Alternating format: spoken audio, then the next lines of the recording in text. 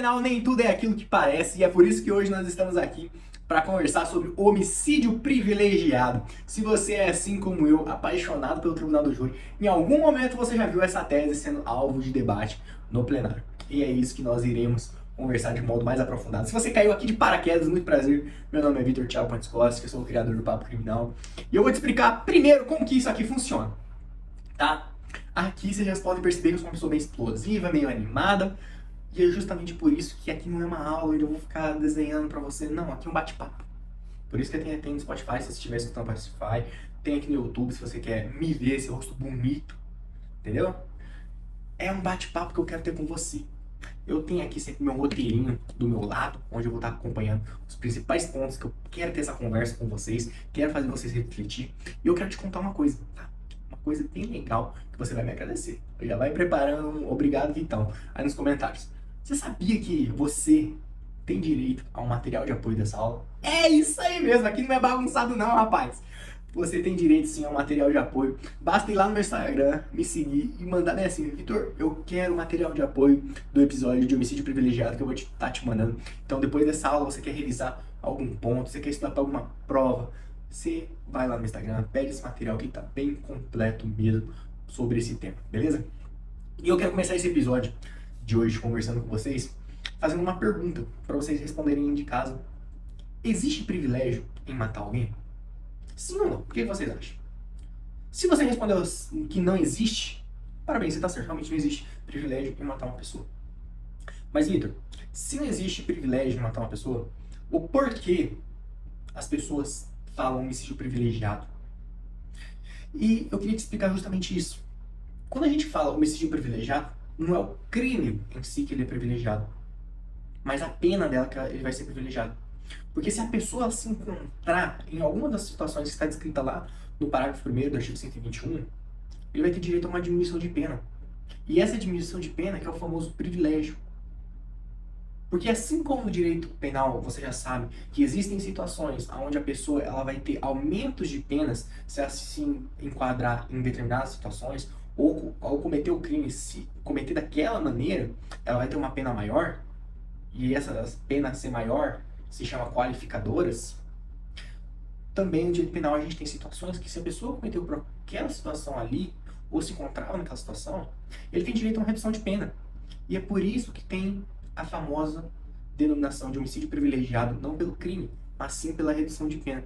E você vê que, se a gente for ler aqui o artigo 121, parágrafo 1º, em nenhum momento a gente vai encontrar o termo privilegiado ou privilégio. Olha o que está descrito no artigo 121, parágrafo 1º. Se o agente comete o crime impelido por motivo de relevante valor social ou moral, ou sob domínio de violenta emoção, logo em seguida a injusta provocação da vítima, o juiz poderá reduzir a pena em 1/6 a 1/3. Você vê que em nenhum momento aqui nesse texto ele tem a palavra privilégio ou privilegiado. E sim, agora começa a fazer sentido na sua cabeça, né? Que não é o crime, mas é a pena, porque tem uma redução ali no final. O juiz pode reduzir a pena de 1/6 a 1/3. Ah, mas Vitor, então quer dizer que a pessoa, por se encontrar naquela situação, ela pode ter uma redução de pena? Sim, é justamente isso. Mas eu quero que você olhe para um detalhe. No finalzinho do que está descrito nesse parágrafo, o juiz pode, você vê que não é um modo automático, ele pode reduzir a pena de 1/6 a 1/3. Antes de eu falar sobre esse pode, tem recentemente algumas doutrinadoras e doutrinadores trocando esse termo por um que eu acho mais adequado, que não chamam mais de homicídio privilegiado, mas sim de homicídio emocional. E eu, sinceramente, eu sou contra esse termo privilegiado. Até quando eu debato essa tese no plenário do júri, eu gosto de explicar como eu comecei aqui o vídeo te fazendo essa pergunta e afirmando, não existe privilégio de matar alguém. Mas se a pessoa se encontra em alguma dessas situações, ela deve sim ter uma redução de pena. Porque ela não cometeu o homicídio friamente. E aí faz sentido, né? Porque que o emocional, ao longo do episódio, eu vou estar falando um pouquinho mais para vocês entenderem o porquê dessa nomenclatura está sendo ultimamente substituída. E eu sou a favor que seja, tá? Mas, para a pessoa ter essa redução de pena, o que a lei exige? Você vê que no finalzinho, como eu comentei, o juiz pode reduzir a pena de 1/6 a 1/3. Ela pode ser reduzida. Você vê que não é automático. Se você caiu aqui de paraquedas, não sabe bolhufas nenhuma. Só o professor pediu para você estudar, que vai ser aula de seminário, alguma coisa. Não sabe nem como que funciona o tribunal do júri. Vou estar te explicando, tá? Rapidinho para você entender e acompanhar. No tribunal do júri, não é um juiz tolgado, aquele juiz que está presidindo a sessão, que vai falar que se o homicídio era privilegiado ou não. E sim aqueles 7 cidadãos que foram colhidos daquela população, que naquele dia daquele julgamento vão exercer o papel de juiz. Eles vão votar se, após o final do debate, a pessoa se encontrava em alguma daquelas situações que está descrito no artigo 121, parágrafo 1º. E se ele se encontrar naquela situação, o juiz ele pode reduzir. Então, olha, o jurado reconheceu, teve 4 votos a favor que sim, a pessoa agiu por relevante valor moral. Ah, o que é relevante valor moral? Calma, a gente vai chegar lá ainda. Mas o conselho de sentença, os jurados, reconheceram por 4 votos que sim, ele estava agindo por relevante valor moral. Então o juiz, ele pode, Vitor, ele pode deixar de não aplicar? Não, nesse caso não. Tá? Se o jurado reconheceu que ele se encontrava naquela situação, o juiz, ele vai ter, é obrigatório ter essa redução de pena, tá? Só que ele que vai definir se vai ser de 1/6 a 1/3. Durante a fixação da pena, da isometria, ele vai fazer o cálculo, vai olhar as características do processo e vai falar, ó, eu dou 1/6. Não, eu vou dar 1/3 por conta disso, disso, disso, disso. Veja que ele tem que fundamentar. Por que ele está falando? O jurado, diferentemente, não tem que fundamentar. Ele só vota com sim ou com não. Até vamos aproveitar aqui e fazer uma pouquinho mais prática. Eu tenho aqui comigo o livro do Dr. Carlos Alberto Garcetti, que se chama Homicídios. E aqui no final ele tem um exemplo de quesitos para, se você não sabe quesitar, como que se quesita. O primeiro voto é sempre se houve o crime. Então, no dia tal, houve o crime? Sim. O segundo voto é a autoria. Foi o fulano de tal que realmente foi quem fez disparo de arma de fogo no dia tal? Se for sim, beleza, continua a votação. O jurado absolve o acusado? Esse quesito é um quesito obrigatório que depois no outro episódio eu quero conversar um pouquinho melhor sobre vocês, tá? E aí depois temos o quesito aqui que eu tô falando para vocês do relevante valor moral. Olha como que ficaria aqui para você entender. Na data X, por volta do horário Y, do endereço Z, a vítima foi atingida por disparos de armas de fogo, os quais foram as causas eficientes da sua morte, conforme o laudo de exame de corpo de delito. Aí esse aqui é o quê? Materialidade do crime. Esse crime realmente existiu? Sim. Aí depois temos o acusado. Foi o autor dos disparos? Sim, a gente tem aqui a autoria. O jurado absolve o réu? Aí esse aqui é um quesito obrigatório, por mais que você não esteja tese de absolvição ou não. E aí a gente vem para o quesito do relevante valor moral. Ó, o acusado cometeu o crime impelido por motivo de relevante moral em razão da vítima. E aí você tem que descrever a conduta. O que seria essa conduta de relevante valor moral, após você analisar todo o processo. Se o jurado ele vota que sim, a partir daquele momento o juiz ele é obrigado a dar essa redução de pena. E aí ele vai decidir, conforme a análise dele técnica, se vai ser de 1/6 a 1/3. E aí, galera, eu quero explicar para vocês o que seria então cada um desses termos. O relevante valor social, o relevante valor moral e o sobre o domínio da violenta emoção. Vamos lá. O primeiro deles é o relevante valor social. O que seria isso? E até eu vou aproveitar, vou usar o livro do Dr. Carlos Alberto Garcetti, que é um livro que eu gosto bastante, que quando a gente vai falar de relevante valor social, a gente tem o quê? Valores sociais, que afetam a todos. E aí, muitas das vezes, se você já estudou o que seria um relevante valor social, você vai ver aquele exemplo clássico a pessoa que é traidora da pátria e a pessoa mata aquele traidor da pátria. Sendo bem sincero, sabe quando que você vai ver um exemplo prático disso? Nunca. Nunca. Você nunca vai ver isso aí. E é por isso que eu tenho um outro termo que uma vez eu vi e eu anotei aqui para vocês entenderem melhor. Por quê? Quando a gente fala de valor social, a gente está falando de um interesse coletivo da sociedade. A sociedade como coletivo se interessaria naquilo. E aí, a conduta, ela é ditada em face do direito e do interesse social. Então, veja que exemplo fantástico, que provavelmente esse sim você vai ver em algum momento da sua vida, ou até mesmo já viu. Conta aqui pra mim. Olha o exemplo que eu peguei aqui pra vocês. O pai desesperado pelo vício que impregna seu filho e vários outros alunos mata um traficante que distribui drogas num colégio. sem qualquer ação eficaz da polícia para contê-lo. Então, imagina aquela situação daquele pai que ele vê o seu filho ele comprando drogas, os coleguinhas comprando drogas, daquele traficante que está na escola. A polícia não faz nada, nada para prender aquele traficante. E o pai revoltado, porque a droga a gente sabe que ela destrói famílias, vai lá de cabeça quente, pega e mata aquele traficante achando que aquela vai ser a solução. Essa pessoa, ela agiu com valor social.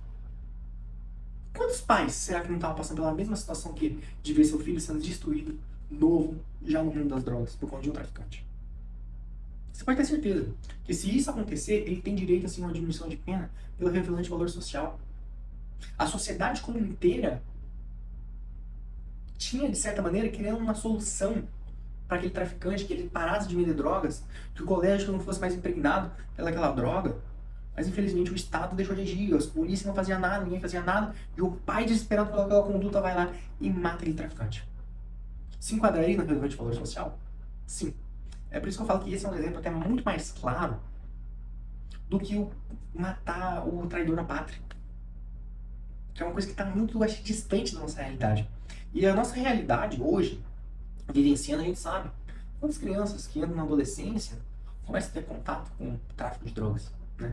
Então é um exemplo prático que talvez a gente já viu, ou você que está aqui vai ver, né? Então, quando se fala em valor social relevante, estamos falando do quê? Olha a palavrinha. Situações absolutamente excepcionais. Aonde o motivo do agente toca algum interesse coletivo e relevante. Será que não era relevante para aquela sociedade ter uma solução de pegar e acabar com o tráfico de drogas na escola? Ah, Vitor, mas será que não tinha outra solução? Nesse exemplo que eu estou dando, falei, ou seja, a polícia não fez nada para conter, ninguém fez nada para conter. E o pai, achando que aquela era a única solução viável, naquela situação que ele se encontrava, vai lá e mata. Você pode sustentar sim um relevante valor social nesse caso, tá? Então, lembre-se, valor social, interesse coletivo. Não é interesse só de uma pessoa, é interesse coletivo. E aí a gente passa aqui a analisar o que seria de fato o valor moral. Toma cuidado quando a gente vai falar de valor moral, tá? Eu sempre gosto de trazer isso no tribunal do júri, porque nós somos seres humanos. Eu tô falando aqui com você, não tô falando com um robô, tô falando com um ser humano. Eu espero, né? Veja, se nós estamos falando com seres humanos, vai existir situações onde o quê? O que é moral pra mim, o que é importante pra mim, talvez não seja pra você. Tá? Então tem que ter esse cuidado. Eu gosto muito da figura do homem médio para falar de valor moral. Por que o homem médio? O homem como um todo na sociedade, a maioria deles, acharia aquele motivo moralmente relevante? Olha só, um exemplo que outro dia eu vi e eu adorei. O rapaz ele tinha dado um tapa na cara do outro e matou o rapaz. Aquilo seria moralmente para todos? Nossa, Vitor, mas ele matou a pessoa por conta que levou um tapa na cara. E sabe o que o rapaz que levou o tapa na cara falou? Cara de homem não é pandeiro para dar tapa, não. Eu fiquei assim, rapaz. E aí o advogado, muito brilhantemente, pegou e falou: Olha, vai chegar na sua casa hoje, dá um tapa na cara do seu pai pra ver o que acontece. Dá um tapa na cara do seu avô pra ver o que acontece. Aí você fala, se eu levantasse a mão com meus pais, eu apanharia na hora. Deixaria, sumiria, não existiria mais papo criminal, não. Tá? Então, veja. Ela fere, sim, a figura do homem médio. Várias pessoas que levariam um tapa na cara ficariam revoltadas, ficariam bravas, perderiam o controle daquela situação. Então, é moralmente relevante para a figura do homem médio? Sim, naquela situação. Depois que eu escutei aquela brilhante fala, eu falei, faz sentido, né? E realmente faz. Porque a figura do homem médio, olha o que seria. Diz respeito ao interesse particular, interesse de ordem pessoal, será motivo de relevante valor moral aquele que em si mesmo é aprovado pela ordem moral, pela moral prática, como, por exemplo, a compaixão ou piedade, antes o irremediável sofrimento da vítima. Portanto, que quando a gente está falando de relevante valor moral, tem dois clássicos exemplos. O pai que mata o estuprador da filha, e quem que não se iria pegar naquela situação que vê a filha ser estuprada e se encontra aquela pessoa, não perderia a cabeça e mataria. a sociedade como um todo, vendo a figura do homem médio, se revoltaria. E é por isso que é importante a figura do homem médio. Veja, a pessoa analisando aquela situação como jurado, ela agiria daquela maneira? É sempre esse o ponto que você tem que se perguntar. Se seria moral. Se você se revolta e vê que outras pessoas se revoltam, então aquilo é moral. O exemplo do pai que mata a própria filha. Quem é pai e quem é mãe não agiria daquela maneira. E aí a gente vem um outro exemplo, que é o quê? Da eutanásia. Quando a pessoa tá com aquela doença terminal, mas não morre, tá sofrendo para morrer, e aí vem a pessoa, um ente querido, e acaba tirando aquela dor daquela pessoa, matando ela. Essa pessoa teria direito a uma redução de pena? Sim. Porque matar uma pessoa, por mais que ela esteja sofrendo para morrer, ainda assim é crime. Em alguns lugares do mundo é permitida a eutanásia, aqui no Brasil não é permitido. Mas a pessoa sim, ela teria direito a uma redução de pena. E então, lembre-se, sempre que você quer falar de valor moral, lembre-se da figura do homem médio. Você se revolta. Converse com 3 pessoas. Se essas 3 pessoas falarem que também se revoltariam naquela situação, você pode ter certeza que aí você tem uma tese de valor moral. Agora a gente vai falar, sem dúvida nenhuma, olha, eu vou falar bem aberto para vocês, do tribunal do júri, 90% das vezes, quando a gente vai falar de homicídio privilegiado, é por violenta emoção. Pouquíssimas vezes a gente vai ver o relevante valor moral. Vou colocar aqui, 90% é por relevante valor por violenta emoção, e 8% seria pelo moral, e colocar aí para ser hipócrita 2% pelo social. Porque realmente é muito raro o social. Mas o moral até que ele é grande. E tem vezes, aí vai até você que está aí procurando aprender mais sobre esse tema, que vai fazer um júri, às vezes tem como você quisitar tanto o homicídio privilegiado pela violenta emoção, como pelo relevante valor moral, tá? Vai determinar muito da situação do processo. Eu já tive situações onde o jurado acolheu tanto o valor moral, quanto a situação da violenta emoção. E aí o juiz teve que dar, no máximo, a redução da pena. Então, até uma sacada aí para vocês aprenderem. Violenta emoção. Vamos lá. Como eu falei, eu espero do fundo do meu coração que eu não esteja conversando com um robôzinho aí. Assim como você que é ser humano, eu tô aqui já falando há mais de 20 minutos e já tô com a garganta seca. Quando a gente tá falando de violenta emoção, cabe que nós todos somos seres humanos. A gente sente emoção, a gente sente medo, a gente sente raiva, a gente sente felicidade, a gente sente tristeza. E há situações em que nós iremos perder um controle pelas emoções. Veja, a lei ela não fala de uma emoção simples. Ela fala do quê? Domínio. Você está dominado pelaquela violenta emoção. Se a gente for lá de novo, no parágrafo 1º do artigo 121, vai estar o quê? Sob o domínio de violenta emoção. Logo em seguida, a injusta provocação da vítima. Você veja que não basta qualquer emoção estar sobre você. Você de fato está dominado naquela situação. Você está irritado, você perdeu a cabeça naquele momento. E logo em seguida está a injusta provocação da vítima. Veja que tem até mais. Tem um complemento aqui. Deixa eu achar aqui o parágrafo 1º. Aqui, ó. Ou sob o domínio de violenta emoção, logo em seguida a injusta provocação da vítima. Tem que ser uma provocação injusta. Eu vou contar pra vocês já um exemplo que aconteceu comigo, tá? Que eu fui fazer um júri e a gente conseguiu um baita resultado. Mas veja, o domínio significa o estado emocional é tão intenso que toma momentaneamente o controle da conduta. Veja, não é frieza, não é calculado, não é planejado. A pessoa ela só estava com aquela emoção tão aflorada que ela perde a cabeça e acaba cometendo crime. Mata alguma pessoa. Ou tenta matar uma pessoa.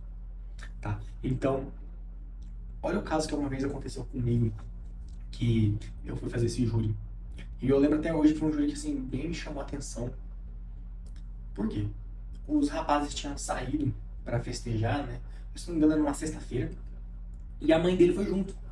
E eles estavam num barzinho, cidadezinha pequena, não tem muito lugar para sair. Eles estavam num barzinho onde que vendia, né? Tinha umas musiquinhas ao vivo lá. E essa mãe começou a ser assediada por um rapaz. E esse rapaz estava acompanhado de uma outra mulher. E essa mulher pegou e atacou a mãe desse rapaz, que era o assistido, que ia ser defendido por nós.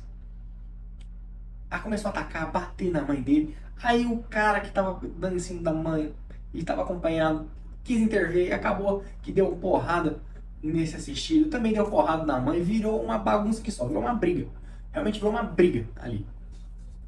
Por virar essa briga, o pessoal saiu do bar, a mãe estava muito machucada, o rapaz não levou pro posto de saúde, levou para casa, porque a mãe só queria ir embora. E ele leva de carro, e tinha as imagens. E ao chegar em casa, ver que a mãe estava toda sangrando, estava toda machucada, chorando, ele ficou assim, possesso de raiva. Me pergunto, se fosse na sua situação, você também ficaria possesso de raiva? Eu com certeza ficaria, tá? Vou falar bem pra vocês, eu com certeza ficaria. E aí, ele naquela raiva, não pensando direito, pegou a moto dele, ele tinha uma arma, foi atrás desse cara, chegou na colônia, esse cara já tinha ido embora, foi atrás dele e ele conta que durante o caminho inteiro ele ficava pensando, esse desgramento aqui, nananana, e muitos pensamentos que estavam deixando ele mais bravo ainda. Ele achou a casa do rapaz, chamou o rapaz, foi lá, deu um tiro, acabou matando um rapaz. Veja que o que ele fez foi certo? Não. Ao meu ver, não. Mas ele mereceu uma redução de pena, porque ele está dominado pela violenta emoção. E aí foi um ponto até interessante que eu quero trazer para vocês, que é o próximo tópico, é esse logo após. Porque a promotoria veio falando que não seria violenta emoção, porque se passou um lapso temporal muito grande. E aí tinha as câmeras de segurança, como eu falei para vocês, e tinha passado assim mais de meia hora. Mas eu te pergunto, você provavelmente já brigou com alguém na vida? Não fica aquele sentimento de você ficar na cabeça, brigando? Você fala, eu poderia ter falado isso, eu poderia ter feito aquilo, e fica moendo aquilo dentro de você. A mesma coisa aconteceu com aquele rapaz. Por mais que se passou um tempo de 30 minutos, ele ainda estava na violenta emoção. Por conta daquela justa provocação que se passou. Então, o que acontece? Esse júri foi um bate-boca por conta justamente desse detalhe, se teria sido logo após. E sabe o que aconteceu? O Conselho de Sentença reconheceu o privilegiado, reconheceu a diminuição de pena. Porque entenderam que, sim, por mais que tinha passado esse lapso temporal,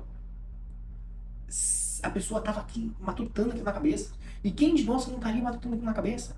Se até quando você talvez briga com a sua namorada, briga com um amigo seu, você fica bravo, revoltado, fica dias e dias matando isso na cabeça. Ah, eu poderia ter falado tal coisa, eu deveria ter feito tal coisa, e não fez, não falou.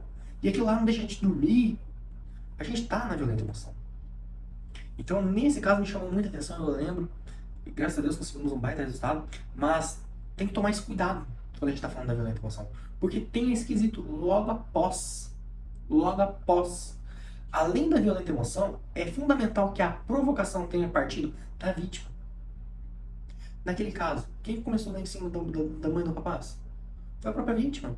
E a vítima estava acompanhada ainda com uma outra pessoa. Olha a situação que a vítima está envolvendo todo mundo. Você vê que a provocação não partiu do nosso existido. E eis a questão sempre, eu acho muito bacana quando a gente vai falar sobre essa situação, que é o quê? Exclui a conduta da vítima. Exclui. Finge que não aconteceu. Teria o crime? Se ele vai naquele barzinho lá, com a mãe dele, o cara que está acompanhado não dá em cima da mãe dele, o que aconteceria? Teria um crime? Não. Provavelmente eles teriam bebido, se divertido, para casa dormir, no outro dia estar trabalhando. Não existiria. Então, a conduta partiu da pessoa. Tira essa conduta. Existia crime? Não. Eles se encontraram na violenta emoção? Sim. A justa proporção partiu da vítima? Sim. Merece dar uma redução de pena. E essa expressão que eu falo para vocês tomar cuidado, logo após, ela é decisiva, tá? Porque ela introduz o fator tempo. Se houver tempo para uma reflexão, vamos supor, aconteceu tudo isso aí. 2 semanas depois o cara foi lá e matou o cara. Ah, Vitor, mas você não falou que tava matutando isso na cabeça, tava remoendo isso? Sim, falei. Só que entenda o seguinte, quanto o lapso temporal for maior, mais difícil vai ficar para se sustentar a tese de violenta emoção logo após a injusta provocação da vítima. Quanto maior se passou o tempo do fato que a vítima propôs que se tirasse não existiria o crime, que passou a ser injusto por conta da vítima, passa um lapso temporal muito grande, cada vez fica mais e mais difícil de sustentar. Eu lembro até hoje de mais um caso, me chamou muita atenção também. Tinha uma mãe também, olha só, coincidência. Tinha uma mãe, tinha um filho, a mãe saiu desesperada correndo de noite, porque o namorado dela estava preso, tinha saída temporária, e ela não queria mais um relacionamento com aquele cara. E esse cara não aceitava o fim do relacionamento, chegou na casa dela, que estava na saidinha, quebrou toda a casa, bateu nela, e ela conseguiu fugir e ela estava até de pijama. Passou um dia e pouco depois, eu não me lembro, mas não sei que não passou 2 dias, passou um dia, ela dormiu na casa, o rapaz não estava indo para trabalhar. Ele estava indo para trabalhar, Ele vê esse rapazinho na rua, ele volta pro carro, estaciona tudo torto, sai do carro, também tinha uma arma, pega e mete um monte de tiro no cara e mata o cara. Depois ele vai, se apresenta na delegacia e tudo mais. E nesse caso a gente também conseguiu, tá? Foi um caso que eu lembro, assim, o promotor também veio com esse mesmo argumento, que não, já tinha se passado, que ele não estaria mais sob o domínio da violenta emoção. E aí eu pergunto, se fosse você, se coloca no lugar da conduta do cara. Você acabou de encontrar frente a frente com o cara que destruiu a casa da sua mãe, que fez sua mãe sair na rua de pijama, toda machucada, pedindo socorro pra sobreviver. Você se depara com aquele cara. Você não vai naquele mesmo instante lá, pum, ligar aquele gatilho de remoer todos aqueles sentimentos dentro de você? Veja, eu não tô falando que foi correto. Mas eu tô falando que sim, provavelmente ele se encontrava emocionalmente revoltado. Que a violenta emoção estava dominando ele naquele momento. E por isso que ele atingiu. E aí eu falo, tira a conduta. O cara saiu de saída temporária, largou da mulher, realmente, aceitei o termo. Não vai na casa dela, não quebra ela, não faz ela sair de pijama na rua. Tira essa conduta da vítima. Tira ela. O crime aconteceria? Não. Aí, a violenta emoção, logo após a injusta provocação da vítima.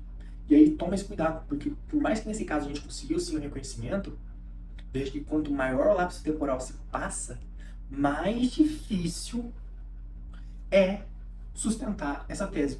E aí eu até usei nesse júri, eu lembro, eu fiz até uma anotação em negrito aqui para conversar com vocês, do que até o legislador ele entende que esse lapso temporal pode ser maior do que em casos. Todo caso é único, porque ele diz logo após. A própria lei não deixa caso. Não deixa claro ali em que momento que seria apropriado, se é 1 hora, se é 2 horas, se é um dia, se é um mês. Porque cada caso deve ser analisado. Como eu falo, estuda a conduta da vítima. O crime aconteceria? Provavelmente não. A pessoa se encontrar naquela situação, dominada pelos sentimentos, com certeza. É a mesma coisa quando a gente vai estar falando ali do valor moral. O homem médio agiria daquela maneira? Exclui a conduta do cara que estuprou a filha. Que é aquele cara que está sentado no banco dos réus. Se a filha dele não tivesse sido estuprada por esse cara aqui, esse crime teria acontecido? Não. Você, um homem médio, faria aquilo? Sim, eu protegeria minha família, cuidaria da minha filha. Merece uma diminuição de pena. Revelante de valor social, lembra? E traficante que tá dando droga para todas as crianças. Não tá dando paz naquele bairro. A polícia, o Estado não faz nada para intervir. E ele é um pai que tá tão revoltado e acaba cometendo esse ato de matar o cara, achando que aquilo vai ser a solução. Estuda a conduta do traficante. Teria crime? Não. A pessoa merece uma diminuição de pena. E você tá vendo por que normalmente agora as pessoas estão deixando de usar o termo privilegiado para se usar o termo correto, na minha visão, que seria homicídio emocional? Como que era a emoção daquele pai que estava vendo seu filho sendo destruído, a vida sendo destruída, vários colegas do seu filho, os pais reclamando, o Estado não tomando providências para prender aquele traficante? Qual que era a emoção daquele pai? Estava emocionalmente abalada. Aquele pai que matou o estuprador da filha dele, que está no banco dos réus, qual que era o sentimento dele quando descobriu quem que é? Que descobriu que a filha dele teve uma violência sexual. Como que eles encontraram? Emocionalmente e a violenta emoção. Os dois casos que eu contei aqui pra vocês. Como que a pessoa que sentou no banco dos réus se encontrava? Emocionalmente. Emocionalmente destruída, abalada, naquele momento que ela comete o crime.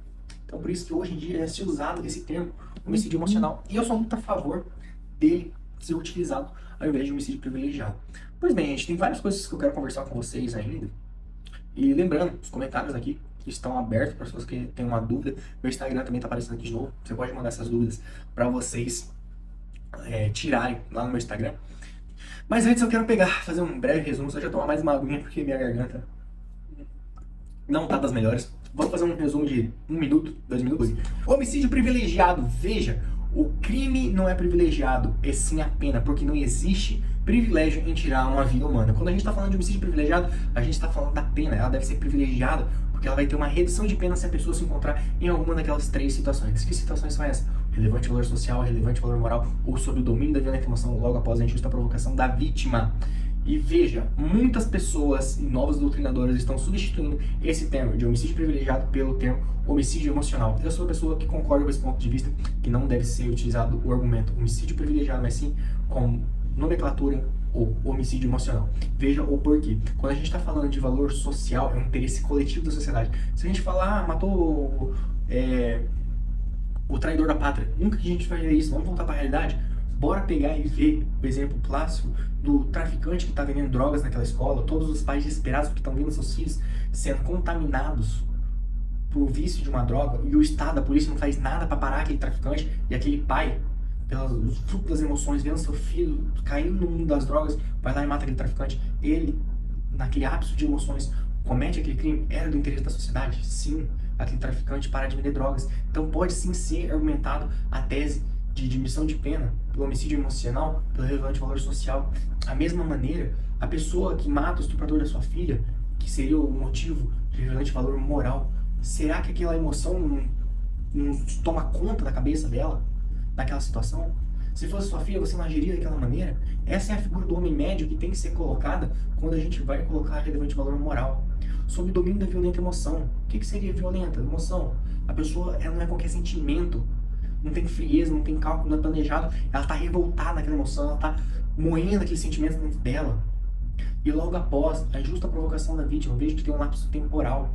E quanto mais distinto, mais longe se passou o ato da injusta provocação da vítima, da violenta emoção do cometimento do crime, mais difícil é se sustentar essa tese. Não é impossível, contei 2 exemplos aqui do que aconteceu. E agora, o momento principal, curiosidade do episódio de hoje.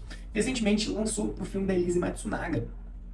E aí a Netflix trouxe a visão da Elise de como que teria ocorrido o crime, contando a história dela com o Marcos. Você sabia que a tese utilizada pela defesa no caso da Elise Matsunaga não foi a legítima defesa? Veja que até quando a gente vê aquele filme ali, onde o Marcos dá um tapa na cara da Elise, e logo em seguida ela acaba atirando nele, muitas pessoas começaram a debater se talvez a Elise não teria agido em legítima defesa. Mas a defesa dela, durante o julgamento, não se utilizou dessa tese. Pelo contrário, eles se utilizaram da tese de violenta emoção, logo após a injusta provocação da vítima. Então fica essa curiosidade para vocês, que o caso Elise Matsunaga não teve a tese de legítima defesa, e sim do homicídio privilegiado pela violenta emoção. Olha a importância de você saber estudar essas teses, porque um caso complexo, midiático como aquele, foi essa tese utilizada. Então é sempre você que quer usar aquela beca ali defensiva, vai ter que continuar estudando para saber qual é a melhor tese que se enquadra naquele caso concreto, beleza? E se você chegou até aqui, eu quero lhe dar meus sinceros parabéns por chegar até aqui. Isso significa que você não está aqui somente porque viu esse rosto bonito, essa voz maravilhosa, mas porque você quer aprender, você quer evoluir, você quer saber mais sobre esse mundo do criminal. E para isso, eu quero contar com a sua inscrição, com o seu like, e também se você puder me seguir lá no Instagram. Isso me ajuda demais a continuar e trazer conteúdo, principalmente lá no Insta, que tem conteúdo todo dia pra vocês. Vocês vão lá e vão dar boas risadas do meu dia a dia e sempre aprendendo junto comigo, beleza? Obrigado por assistir até aqui, te vejo no próximo vídeo.